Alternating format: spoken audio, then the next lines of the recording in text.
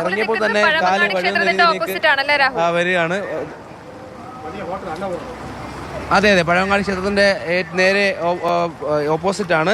തൊട്ടിപ്പുറത്ത് ചാലയിലേക്ക് പോകുന്ന റോഡാണ്, കണ്ണമ്മൂല പോകുന്ന റോഡ് അവിടെയുണ്ട്. അപ്പോൾ എന്തായാലും വലിയ തിരക്കാണ്. എന്തായാലും എത്ര മഴ പെയ്താലും ഈ മുന്നോട്ട് ജീവിക്കണം അല്ലേ? നമുക്ക് ഈ പറഞ്ഞതുപോലെ ലോട്ടറി കച്ചവടമാണ് ഉപജീവനം. അപ്പോൾ ഈ മഴയായാലും ഒഴിവാക്കാൻ കഴിയും. മഴയാലും കഴിഞ്ഞിട്ടായില്ല. രാവിലെ 4 മണിക്ക് ഞാൻ കച്ചവടത്തിൽ തുടങ്ങി. ഇതുവരെയ്ക്കും ഒരു ടിക്കറ്റ് കഴിഞ്ഞിട്ടായില്ല. ഇന്നലെ മഴയിൽ ഉച്ച 1 മണി വരയ്ക്കും മഴ ഇരുന്നതിനാல ടിക്കറ്റ് കച്ചവടമാകുമ്പോൾ ഇന്നലെ 100 ടിക്കറ്റ് 5000 രൂപ ടിക്കറ്റ് കൈനീട്ടമായി. പിന്നെ രാവിലെ നിന്ന് കഴിഞ്ഞിട്ടായില്ല. തട്ടിലിട്ട ടിക്കറ്റ് അപ്പടിയേ ഉണ്ട്. മഴ ഒരുപാട് മഴ ഓടയിലെ വെള്ളം കയറിയാണ് കച്ചവടം ബാധിക്കുന്നത്. എപ്പോഴും മഴ പെയ്യുമ്പോൾ ഇങ്ങനെയാണോ? എപ്പോഴും മഴയിൽ ഇതേ ഉണ്ട്. നമ്മൾ സ്ഥലം മാറുക എന്നുള്ളതേ ഉള്ളൂ പരിഹാരം അല്ലേ? എന്തിന് നമ്മൾ സ്ഥലം മാറി നിൽക്കുക എന്നുള്ളതേ ഉള്ളൂ പരിഹാരം. അതെ അതെ അതെ. ഇന്ന് ആരും വന്നില്ല. ആരും വന്നിട്ടില്ല. വരുമെന്നാണ് പ്രതീക്ഷ. വരുണ്ട ഒരു നമ്പിക്കை കടകളുടെ അനുഗ്രഹം. ഈ മഴ കുറഞ്ഞാൽ വെള്ളക്കെട്ട് മാറും. മഴ കുറഞ്ഞാലും മാറും. മഴ കുറഞ്ഞാലും ആൾക്കാരുടെ അടക്കമുണ്ട്. അപ്പോൾ ടിക്കറ്റ് കച്ചവടമാകും. മഴ സമയത്തിൽ കച്ചവടമാകും.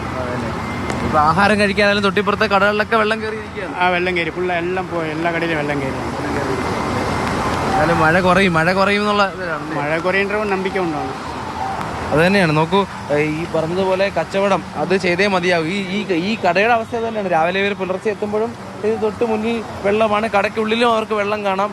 അപ്പോൾ ഈ പറയുന്നത് പോലെ അവർക്ക് ഇതുമായി ജീവിച്ചേ പറ്റൂ. കാരണം നമുക്ക് മനസ്സിലാക്കാൻ കഴിയുന്നൊരു തമിഴ്നാട്ടിൽ നിന്ന് വന്നവരാണ്, കേരളത്തിൽ ജീവിക്കാൻ വന്നവരാണ്. അതുകൊണ്ട് തന്നെ ഏറ്റവും പ്രധാനമായി ഇത്തരത്തിൽ ഇനി എത്ര വലിയ മഴ പെയ്താലും എത്ര വലിയ പ്രതിസന്ധി വന്നാലും അവർക്ക് ജീവിക്കണം. അതിന് നടുക്ക് നിൽക്കുകയാണ്. പക്ഷേ അവരുടെ കടകളിലേക്ക് ആളെത്തുന്നില്ല, ലോട്ടറി വാങ്ങാൻ ആളെത്തുന്നില്ല. കാരണം ഏറ്റവും പ്രതീക്ഷയുള്ള ദിവസമായിരുന്നു ഇന്ന്.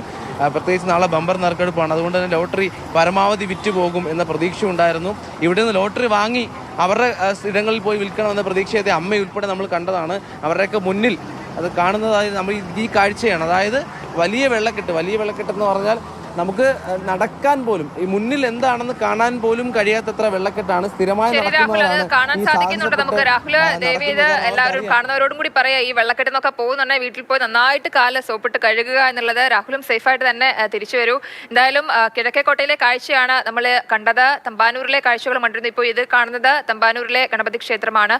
അപ്പോൾ നോക്കൂ, ഈ തിരുവനന്തപുരത്ത് തമ്പാനൂരും കിഴക്കേക്കോട്ടയും മൊത്തത്തിൽ വെള്ളക്കെട്ടിലാണ്. ആളുകൾ